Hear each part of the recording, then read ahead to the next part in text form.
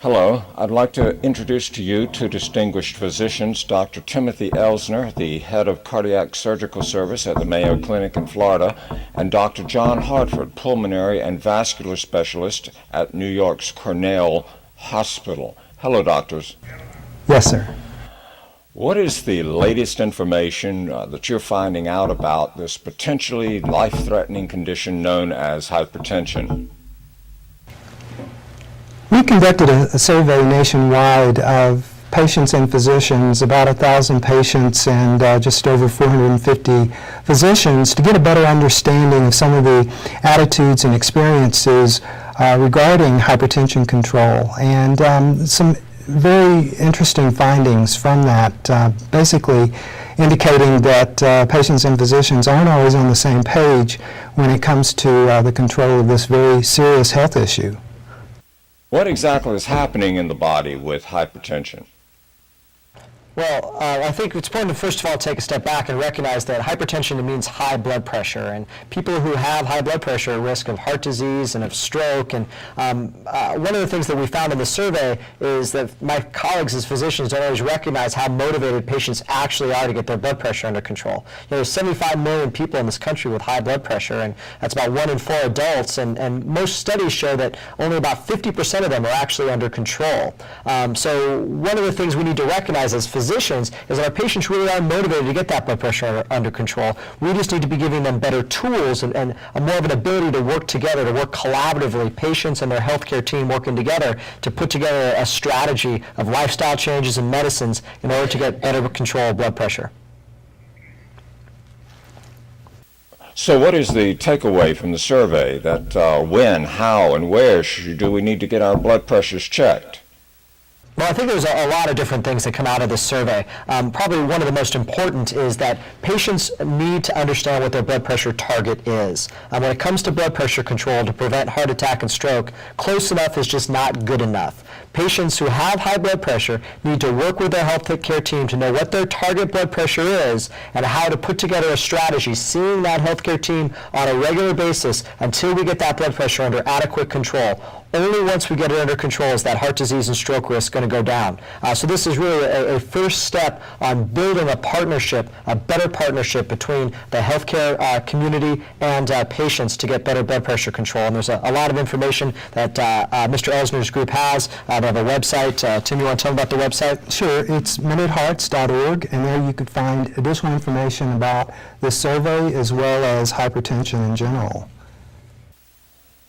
So you recommend questions to be first checked out at the website or run to a physician? I'm not trying to be facetious here, but what is important? Well, that would be certainly to go to the website for patients to seek out additional information, to know their goal, and to work with their healthcare providers to ensure that they have the right strategies, as Dr. Block mentioned, to keep themselves at goal throughout the year. So there may actually be no symptoms at all for high blood pressure in the patient. Well, people need to recognize that high blood pressure is a silent killer. You don't know if your blood pressure is elevated unless you have it measured. So it's critically important that high blood pressure be recognized as a major public health risk, and people need to go and get their blood pressure measured and know if it's elevated. And if it is elevated, make sure they get plugged in to a good, motivated healthcare team that can give them the appropriate information to get that blood pressure under control. Why is there such a serious condition with so many millions of people right here in the United States with it? You know, that really is a great question. When you're talking about 75 million Americans, it's a condition that's so prevalent that really almost everybody is at risk. But when you delve down into the data a little bit further, you find there are certain groups that are more at risk than others. People who have a family history of high blood pressure, people who may have unhealthy or less healthy lifestyles, such as those who are overweight or consume too much salt or may drink too much alcohol, people who don't exercise enough. Those are all people who may have high blood pressure. And as I mentioned, it's a silent disease. The only way to know if you have high blood pressure is to go and have it measured.